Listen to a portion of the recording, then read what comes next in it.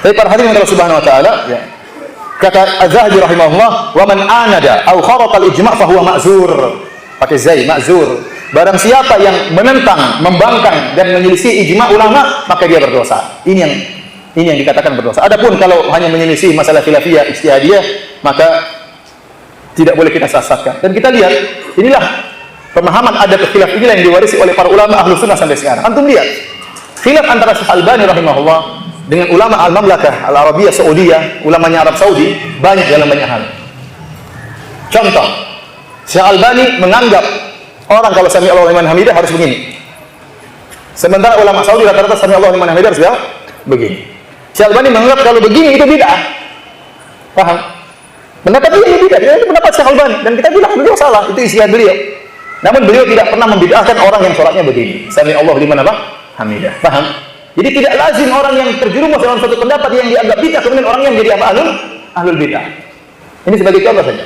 Khilaf dalam masalah ini. Contohnya Syekh Albani menganggap salat tarawih lebih dari 11 rakaat bid'ah. Dan ini beliau tulis sampai dalam buku beliau Salatul Tarawih. Saya baca buku beliau dari awal sampai akhir masalah itu. Ya. Dan saya katakan bahwasanya pendapat beliau kurang kuat, menyelisih 4 mazhab. Dan beliau tidak punya salah dalam hal ini. Namun para ulama tidak ada yang membid'ahkan Syekh Albani dan Syekh Albani juga tidak membid'ahkan para ulama. Dan di Mekah dan Nabawi, Masjid Nabawi, Masjidil Haram tetap salat 23 rakaat, bahkan 10 hari terakhir salat 33 rakaat. Kenapa? Karena mereka meyakini salat tarawih boleh lebih dari berapa? 11 rakaat. Ini khilaf lagi Syekh Albani dengan mereka dan tidak ada masalah, tidak ribut-ributan. Contohnya lagi masalah kredit.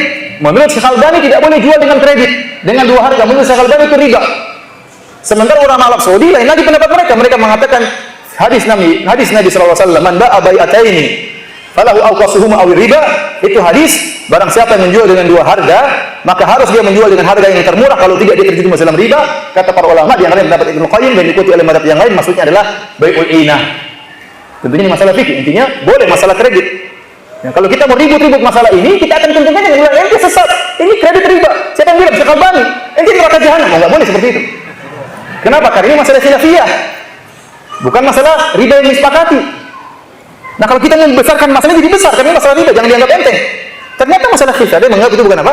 Riba. Mas, ngapain kita ribut-ribut kemudian membesar-besarkan masalah ini? Selama ini masalah apa? Khilafiyah. Kalau kita mau ribut-ribut, jadi ribut karena riba berbahaya.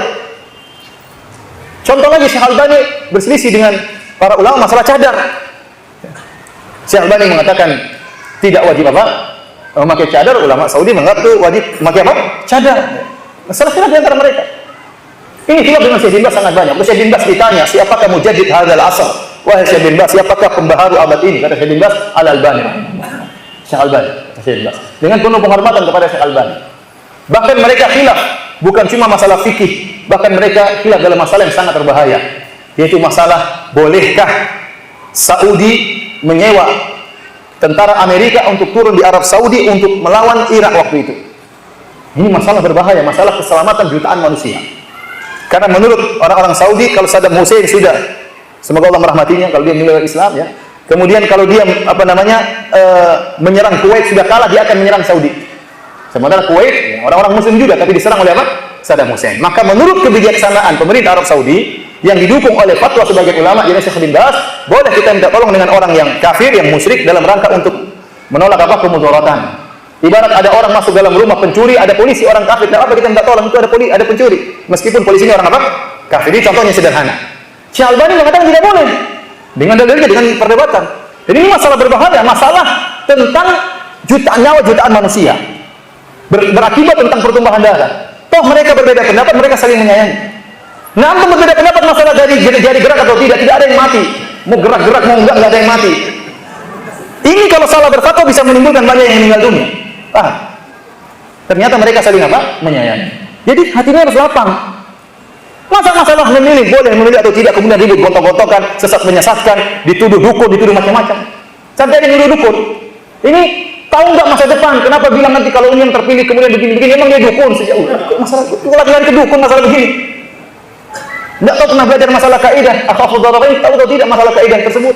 Irtikabu akhafudz dzararain. Jadi ini karena kejahilan. Kalau orang ngerti dia, tapi ini masalah khilafiyah selesai urusan. Oke, para hadirin subhanahu wa ta'ala. Jadi, maksud saya, kita lihat para ulama mereka khilaf dalam masalah-masalah besar, tapi mereka berlapang dada. Nah, kita kenapa masalah-masalah yang bukan masalah besar kemudian kita apa?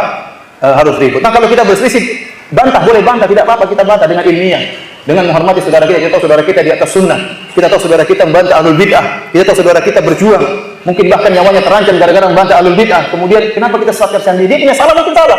Kalau kita berbeda pendapat, dan kita bantah dengan bantahan ilmiah.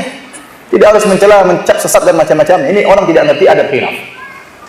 Oleh karenanya, ahlu sunnah wal jamaah punya manhaj.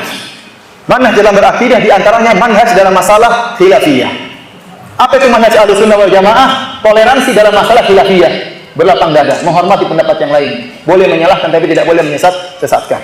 Nah, kalau anda tidak mengetahui hal ini, berarti anda tidak tahu manhaj ahlu sunnah dalam masalah apa? Khilafiyah.